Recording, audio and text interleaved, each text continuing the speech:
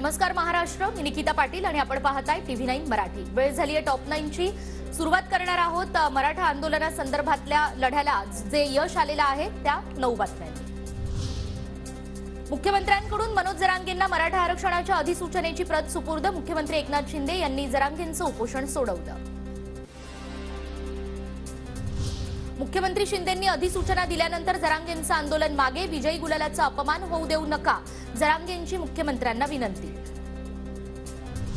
अध्यादेश नव्हे, ही फक्त अधिसूचना। 16 फेब्रुवारीपर्यंत हरकती मागवल्या। समता परिषदेच्या माध्यमातून हरकती नोंदवणार, भुजबळांचं वक्तव्य। सरकारनं अध्यादेशाचा मान ठेवावा, अध्यादेशाला धोका झाल्यास थेट आझाद मैदान गाठणार, जरांगे पाटलांचा सरकारला इशारा। भाजपचा डीएनए ओबीसी आहे म्हणणारे भाजपचे नेते गप्प का? शेंडगेंचा सवाल। सरकारच्या निर्णयावर देवेंद्र फडणवीस आणि चंद्रशेखर बावनकुळेंनी भूमिका जाहीर करावी, प्रकाश शेंडगेंची मागणी।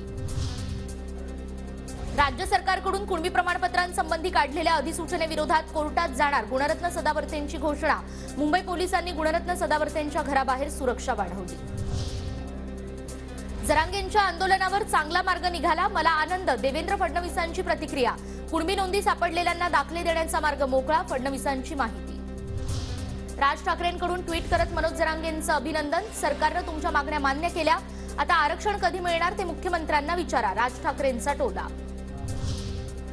मुख्यमंत्री शिंदे दिलेला शब्द पाळतात, शपथ पाळली, आरक्षणाबाबत दिलेला शब्दही पूर्ण केला। मुख्यमंत्री शिंदेंचं वाशीमध्ये विधान।